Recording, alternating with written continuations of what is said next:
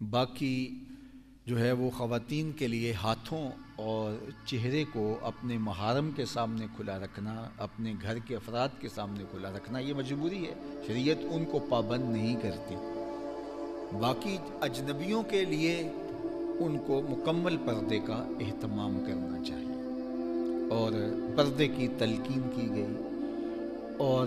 اسی طرح جس طرح مردوں کو حکم دیا گیا، یہ سورہ النور آپ نے ملاحظہ کی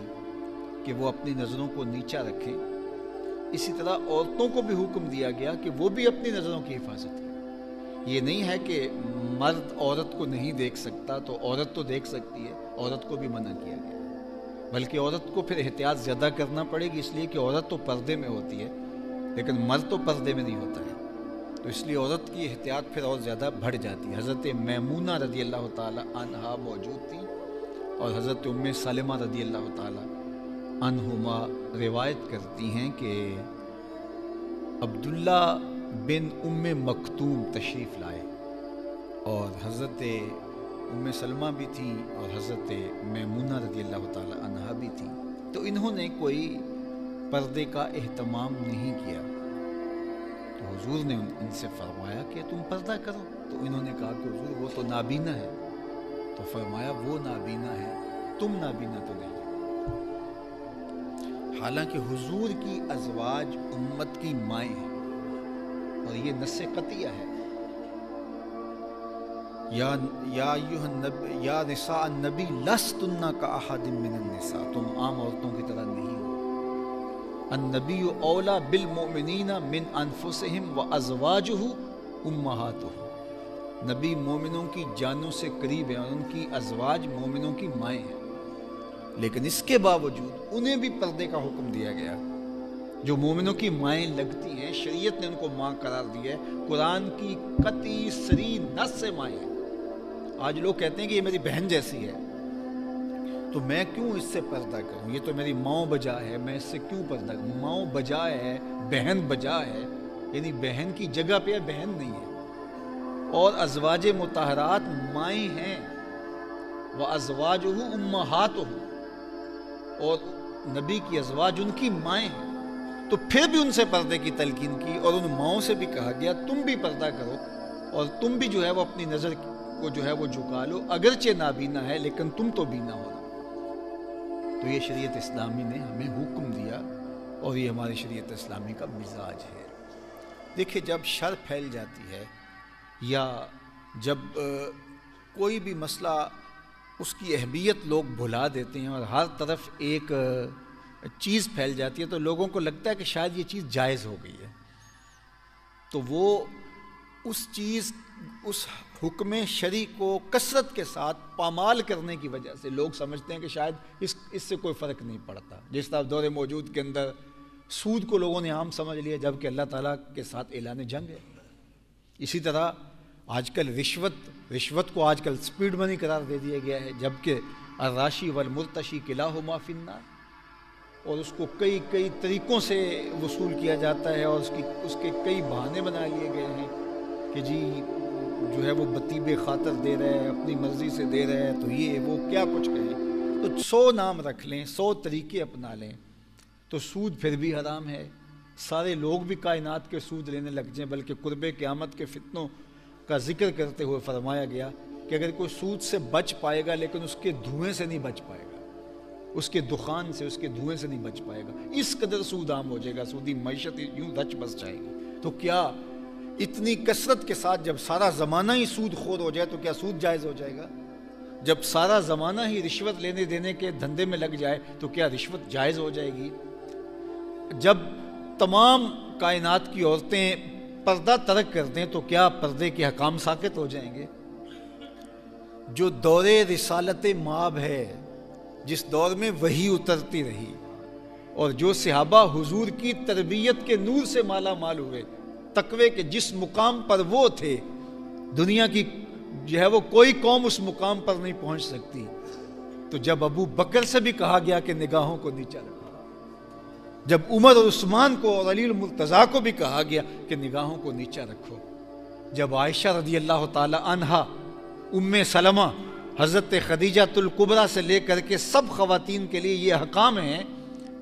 تو پھر آج کی خاتون کہے کہ میں بڑی پارسا ہوں، میری نظر میں حیا ہے، اور مرد کہے کہ میں اس کو بہن کی جگہ پہ سمجھتی ہوں، تو جو ماں کی جگہ پہ نہیں ماں تھی اس کو بھی کہا گیا کہ تو اس بیٹے سے پردہ کرنا، تو بیٹے کو کہا تو اس ماں سے پردہ کرنا، تو پھر میں اور آپ کون ہوتے ہیں؟ تو کثرت کے ساتھ کسی چیز کا وارد ہو جانا اور کسی چیز کا عام ہو جانے سے احکام تبدیل نہیں ہوتی، لیکن آج چونکہ ہمارا معاشرہ اس رنگ میں رنگ گیا ہوا ہے،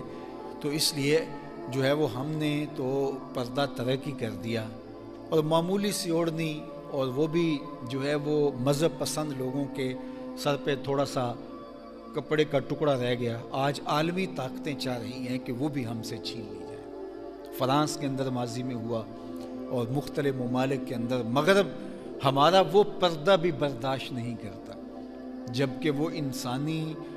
آزادی کی بات کرتے ہیں کہ جس طرح کوئی چاہے بولے، اس کو جو ہے وہ آزادی اظہار ہونا چاہیے، جس طرح کا کوئی لباس پہننا چاہے وہ پہن لے، اس کو آزادی اظہار ہونا چاہیے، جو کرنا چاہے کرے، اس کو آزادی عمل ہونا چاہیے۔ لیکن دوسری جانب جو ہے وہ اس ثقافت کو، اس معمولی سے پردے کو، اور جو ہے وہ ایک کپڑے کے ٹکڑے کو بھی وہ بوجھ سمجھ رہے ہیں، اور یہ تہذیبی جنگ اس وقت پوری دنیا کے اوپر لگی ہوئی ہے، اور یہ تہذیبی جنگ آج سے نہیں لگی، یہ تہذیبی جنگ جو ہے وہ کئی صدیوں سے جاری ہے، اور گزشتہ 1.5 صدی سے تو اس میں زور ہے، اور وہ مسلمانوں سے وہ چیزیں چھیننا چاہتے ہیں جو ان کے اسلام کی شناخت ہے۔ جس طرح میں نے عرض کیا کہ ہر دین کا ایک الگ تشخص اور الگ پہچان ہوتی ہے، اور اسلام کا تشخص اور اسلام کی پہچان حیا ہے، اور حیا کی بہت بڑی علامت پردہ ہے، تو وہ چاہتے ہیں کہ اسلام کا وہ تشخص ختم ہو جائے تو اسلام کا نور ختم ہو جائے گا، تو لہٰذا پردے سے حملہ آور ہو کر کے پھر آگے تک معاملے چلے جاتے ہیں۔ تو آج پوری دنیا کے اوپر ایک طوفان بدتمیزی ہے۔ 14 فروری آتا ہے تو اس کو اہتمام سے منایا جاتا ہے، اس کے اوپر باقاعدہ